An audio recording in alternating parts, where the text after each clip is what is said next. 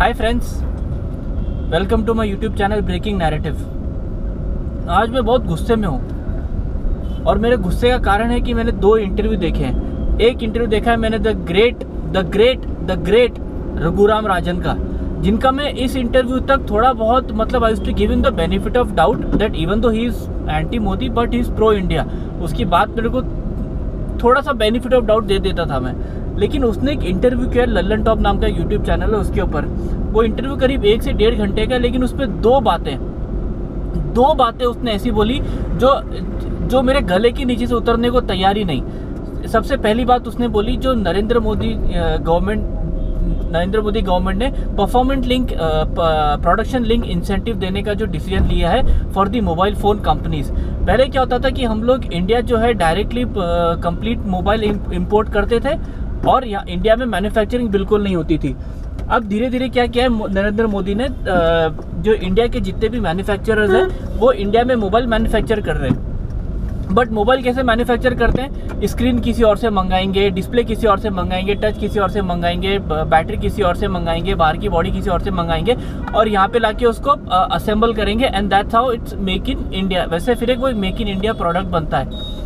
Now Raghuram Rajan इस चीज़ की almost खिल्ली उड़ा रहा था कि this is not make in India, this is assemble in India. Agreed boss, this is assemble in, this is not 100% make in India but it is actually assembly not make in India. लेकिन उसको एक बात समझ में नहीं आती, अगर कोई एक जो मोबाइल फ़ोन है it's a fairly technical product, कोई चलता पुलता प्रोडक्ट नहीं है वो, कोई पकड़ पानी से तुम उसको बना नहीं सकते। इसको काफ़ी टेक्निकल महारत चाहिए इस प्रोडक्ट को बनाने के लिए। तो first step is definitely will be the assembly,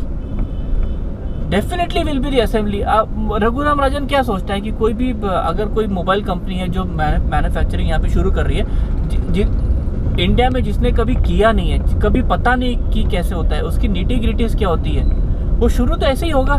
कोई भी आप एक प्रोडक्ट ले लो, XYZ प्रोडक्ट, अगर कंपनी एक डायरेक्ट उस प्रोडक्ट को इम्पोर्ट कर रही है and suddenly it's wants to start manufacture that product from ground zero, तो शुरू में यही होगा। That is the basic step, है कि नहीं? इतनी सी बात समझ में नहीं आ रही है। And then he was disagreeing और मजाक उड़ाना बहुत सिली बच्चे की तरह की, that how can you give this thing 5,000 rupees और 6,000 रुपीज प्रोडक्शन लिंक इंसेंटिव।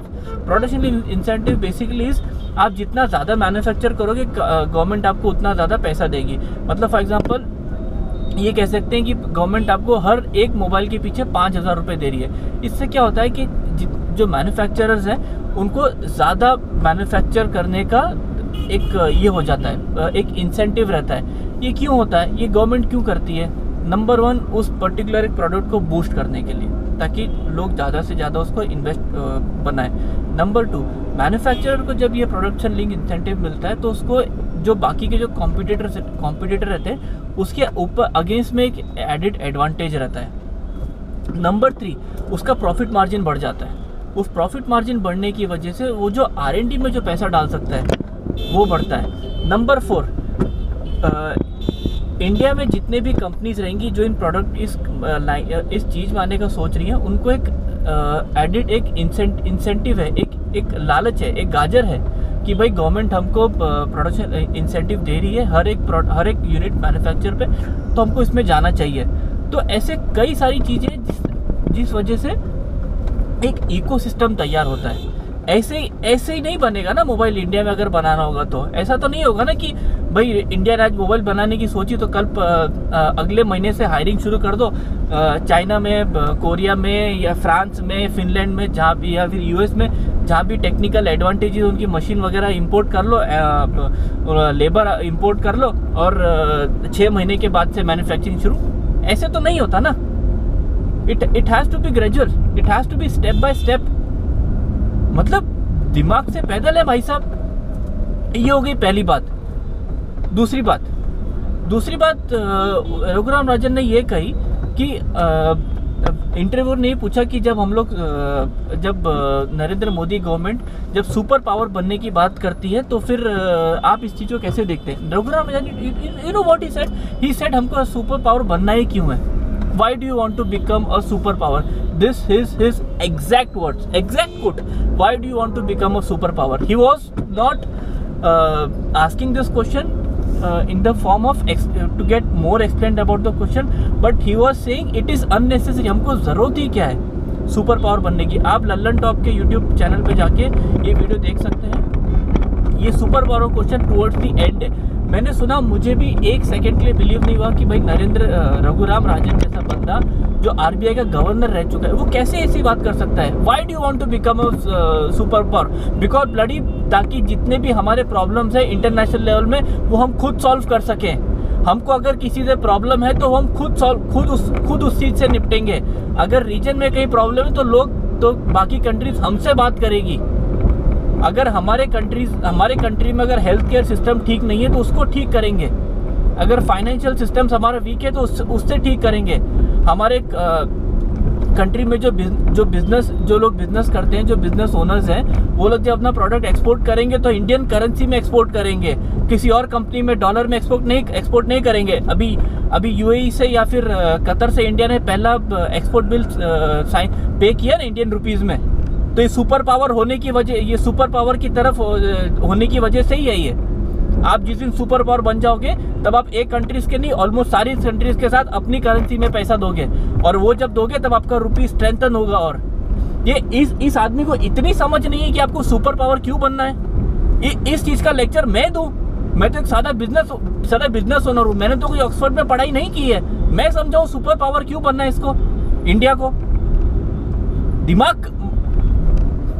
दिमाग का दही कर। आप नरेंद्र मोदी के एंटी रहो यार, उससे कोई प्रॉब्लम नहीं है। आप इंडिया के एंटी कैसे हो सकते हैं? You have been governor of RBI यार। इंडिया की जो नोट चलती है ना, जिसमें महात्मा गांधी का फोटो है, वो फोटो रहता है, उसके लिए तुम्हारी साइन रहती है। कुछ इज्जत थी तुम्हारे, कुछ इज्जत है उस डेजिग्नेशन की, कुछ इज्जत है। इंडिया की जो फाइनेंशियल बैकबोन है वो तुम चलाते थे उस टाइम पे, और तुमको पता नहीं कि सुपर पावर बन के क्या करना है हमको। अब तुम पूछो सुपर पावर बन के क्या करोगे? ये दो चीजें जो है ना, इस दो चीजें सुन के मेरे को रघुराम राजन मेरे दिल से पूरी तरह से गिर चुका है। जितनी भी बच्ची की रिस्पेक्ट थी ना उसके लिए मेरे मन में, इट्स टोटल फिनिश्ड। आप कांग्रेस पार्टी को सपोर्ट करो, बीएसपी को सपोर्ट करो, समाजवादी को सपोर्ट करो, जिसको सपोर्ट करना है करो, लेकिन इंडिया का एंटी मत बनो। आप ये पूछ रहे हो कि आप सुपर पावर बन के क्या करोगे? ये तो किसी भी लेवल से यार, ये बेनिफिट ऑफ डाउट तो नहीं होता है, किसी भी एंगल से नहीं होता है। उसने जब भी राहुल गांधी को जब इंटरव्यू दिया था 6 महीना पहले, when Rahul Gandhi was conducted Bharat जोड़ो यात्रा, उस टाइम पे रघुराम राजन ने कहा था कि India will be lucky if we achieve a growth of 5%। If India gets a growth of 5% will be very lucky. और उस टाइम पे जितना भी लेफ्टिस्ट मीडिया है, इंटरनेशनल मीडिया है, जितना भी एंटी मोदी मीडिया है, उसने रघुराम राजन की इस बात को उठा के 24 घंटे से लेकर 72 घंटे तक हेडलाइन की तरह चलाया था कि that India's economy will not be more than 5% in this fiscal year. Now अभी हुआ क्या? इंडिया की ग्रोथ कितनी आई है? 6.3%, 1.3% more than that Raghuram Rajan. फिर भी मैंने इस बात पे उसको बेनिफिट ऑफ डाउट दिया कि चलो भाई, बंदा है, बंदे से गलती हो सकती है नंबर्स रीड करने में, आगे का फ्यूचर बोल नहीं सकते किसी का कुछ। लेकिन अगर आप ये बोलोगे कि हमको सुपर पावर बनने की क्या जरूरत है, तो फिर तुम्हारा मेंटेलिटी साफ दिखता है ना, तुम्हारा मेंटेलिटी साफ दिखता है that you hate one particular man, और तुम उस हेट में इतने अंधे हो गए हो कि तुम्हें एंटी इंडिया बात बोलने से भी कोई प्रॉब्लम नहीं है। और ये बहुत ही छोटेपन की निशानी है, बहुत छोटेपन की निशानी है। I really did not expect this from Raghuram Rajan. ये चीज अगर राहुल गांधी बोलता है, कोई और ओपोजिशन का लीडर बोलता तो मैं समझ सकता था यार, बट ये बात रघुराम राजन ने बोली, it more than angry, it really broke my heart कि उस लेवल का बंदा जो इंडिया का आरबीआई गवर्नर रह चुका है इस लेवल पे गिर रहा है, तो it's really sad. It's really sad for Indian politics. चलो guys, thank you, see you till next time, bye bye.